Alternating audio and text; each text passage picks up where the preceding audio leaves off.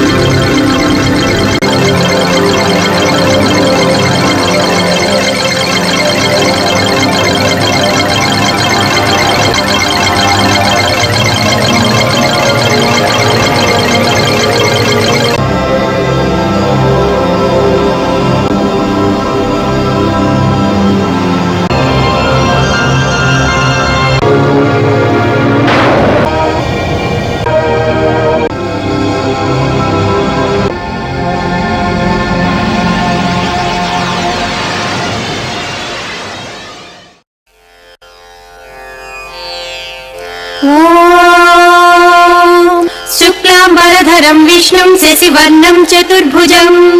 प्रसन्नवदनं ध्यायेत् सर्वविघ्नोपशान्तये। व्यासं वसिष्ठनप्तारं शक्तेः पौत्रमकल्मषं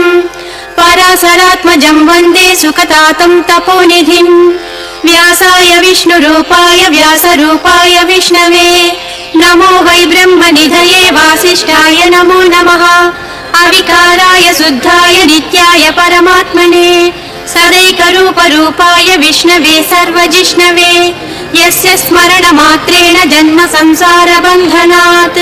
विमुच्यते। नमस्तैस्मै विष्णवे प्रभविष्णवे। ॐ नमो विष्णवे प्रभविष्णवे। श्रीवैशम्पायन उवाच श्रुत्वा धर्मानशेषेण पावनानि च सर्वशः युधिष्ठिरः सान्तनवं पुनरेवाभ्यभाषत। युधिष्ठिर उवाच किमेकं दैवतं लोके किं वाप्येकं परायणं स्तुवन्तः कङ्कमर्चन्तः प्राप्नुयुर्मानवा शुभम्। को धर्मः सर्वधर्माणां भवतः परमो मतः किं जपन्मुच्यते जन्तुर्जन्म संसारबन्धनात्। श्रीभीष्म उवाच जगत्प्रभुं देवदेवम् अनन्तं पुरुषोत्तमं स्तुवन्नाम सहस्रेण पुरुषः सततोत्थितः तमेव चार्चयन् नित्यं भक्त्या पुरुषमव्ययम् ध्यायन् स्तुवन्नमस्यंश्च यजमानस्तमेव च। अनादिनिधनं विष्णुं सर्वलोकमहेश्वरं लोकाध्यक्षं स्तुवन्नित्यं सर्वदुःखादिगो भवेत्। ब्रह्मण्यं सर्वधर्मज्ञं लोकानां कीर्तिवर्धनं लोकनाथं महद्भूतं सर्वभूतभवोद्भवम्। एष मे सर्वधर्माणां धर्मोऽधिकतमो मतः यद्भक्त्या पुण्डरीकाक्षं स्तवैरर्चेन्नरः सदा। परमं यो महत्तेजः परमं यो महत्तपः परमं यो महद्ब्रह्म परमं यः परायणं। पवित्राणां पवित्रं यो मङ्गलानां च मङ्गलम् दैवतं देवतानां च भूतानां यो व्ययः पिता। यतः सर्वाणि भूतानि भवन्यादियुगागमे यस्मिंश्च प्रलयं यान्ति पुनरेव युगक्षये। तस्य लोकप्रधानस्य जगन्नाथस्य भूपते विष्णोर्नाम सहस्रं मे शृणु पापभयापहम्। यानि नामानि गौणानि विख्यातानि महात्मनः ऋषिभिः परिगीतानि तानि वक्ष्यामि भूतये। ऋषिर्नामां सहस्रस्य वेदव्यासो महामुनिः छन्दोऽनुष्टुप् तथा देवो भगवान् देवकीसुतः। अमृतांसूद्भवो बीजं शक्तिर्देवकी नन्दनः त्रिसामा हृदयं तस्य शान्त्यर्थे विनियुज्यते विष्णुं जिष्णुं महाविष्णुं प्रभविष्णुं महेश्वरम् अनेकरूपदैत्यान्तं नमामि पुरुषोत्तमम् अस्य श्री विष्णोर्दिव्य सहस्रनाम स्तोत्र महामन्त्रस्य श्री वेदव्यासो भगवान् ऋषिः अनुष्टुप् छन्दः श्री महाविष्णुः परमात्मा श्रीमन्नारायणो देवता अमृतांशोद्भवो भानुरिति बीजम् देवकी नन्दनः षष्ठीति शक्तिः उद्भवक्षोभणो देव इति परमो मन्त्रः शङ्खबृन्नन्दकी चक्रीति कीलकम् साङ्गधन्वा गदाधर इत्यस्त्रम् रथाङ्गपाणिरक्षोभ्य इति नेत्रम् त्रिसामा सामगः सामेति कवचम् आनन्दं परं ब्रह्मेति योनिः ऋतुः सुदर्शनः काल इति दिग्बन्धः श्रीविश्वरूप इति ध्यानम् श्रीमहाविष्णु प्रीत्यर्थे सहस्रनाम जपे विनियोगः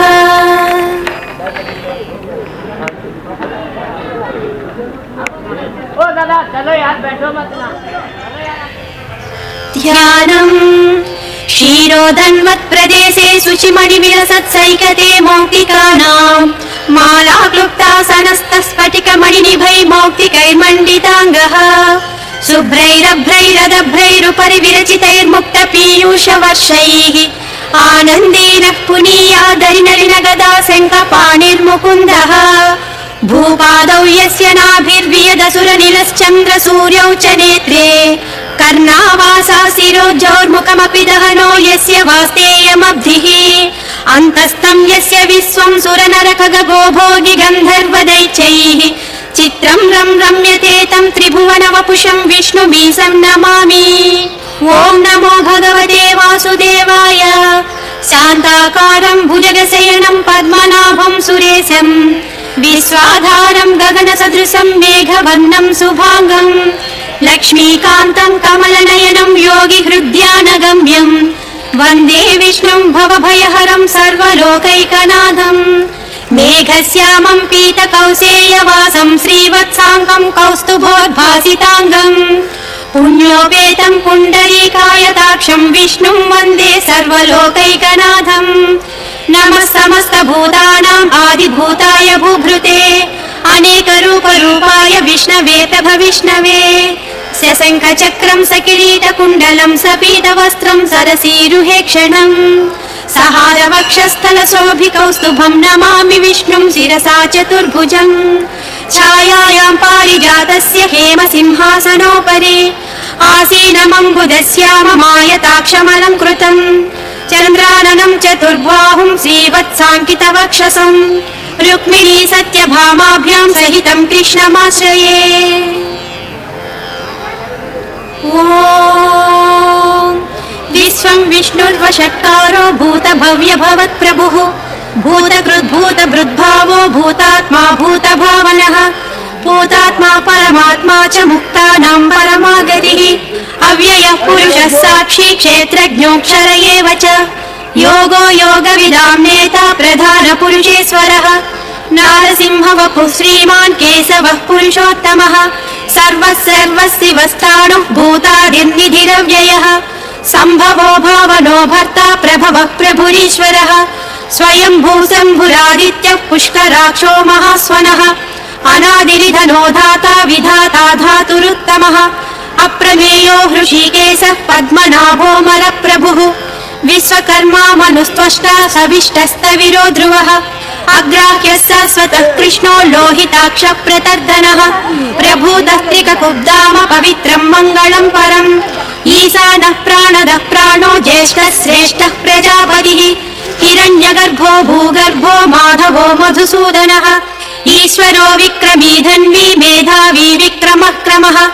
अनुत्तमो दुराधर्षः कृतज्ञः कृतिरात्मवान् सुरेशं शरणं शर्म विश्वरेता प्रजाभवः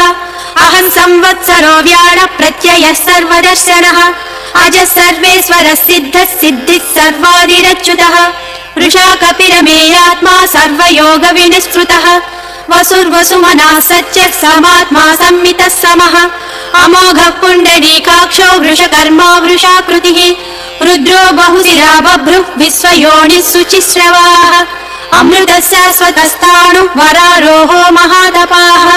सर्वगः सर्वविद्वानु विश्वक्सेनो जनार्दनः वेदो वेदविदव्यङ्गो वेदाङ्गो वेदवित्कविः लोकाध्यक्षः सुराध्यक्षो धर्माध्यक्षः कृतः चतुरात्मा चतुर्व्यूहः चतुर्दंष्टः चतुर्भुजः भ्राजिष्णुः भोजनं भोक्ता सहिष्णुः जगदादिजः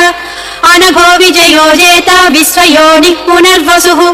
उपेन्द्रो वामनः प्रांशुः अमोघः सुचिरूर्जितः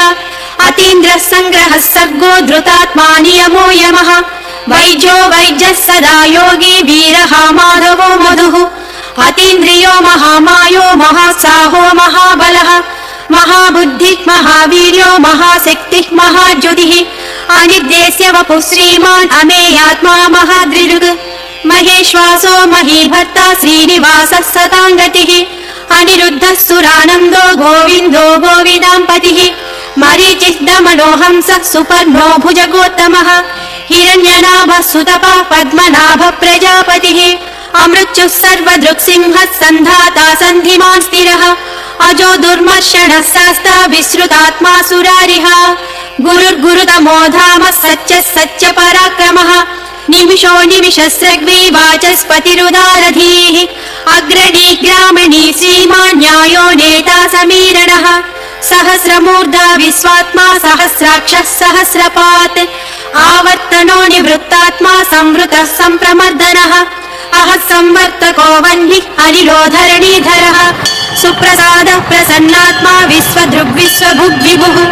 सत्कर्ता सत्कृतः साधुः जह्नुर्नारायणो नरः असङ्ख्येयो प्रमेयात्मा विशिष्टः शिष्टकृच्छुचिः सिद्धार्थः सिद्धसङ्कल्पः सिद्ध्यदः सिद्धिसाधनः वृषा हि वृषभो विष्णुः वृषपर्वा वृषोधरः वर्धनो वर्धमानश्च विविक्तः श्रुतिसागरः सुभुजो दुर्धरो वाग्मी महेन्द्रो वसुधो वसुः नैकरूपो बृहद्रूपः सिपिविष्टः प्रकाशनः ओजस्तेजो ज्योतिधरः प्रकाशात्मा प्रतापनः रुद्धः स्पष्टाक्षरो मन्त्रः चन्दांशुर्भास्करद्युतिः अमृतांशोद्भवो भानुस्य स बिन्दुः सुरेश्वरः औषधं जगतः सेतुः सच्च धर्म पराक्रमः भूतभव्य भवन्नाथः पवनः पावनो नरः कामः कामकृत्कान्तः कामः कामप्रदः प्रभुः युगादिकृज्युगावर्तो नैकमायो महासेनः अदृश्यो व्यक्तरूपश्च सहस्रजिदनन्तजित् इष्टो विशिष्टः शिष्टेष्टः शिखण्डी नहुषो वृषः क्रोधः क्रोधकृत्कर्ता विश्वबाहुः महीधरः अच्युतः प्रथितः प्राणः प्राणदो वासवानुजः अपान्निधिरधिष्ठानमप्रमत्तः प्रतिष्ठितः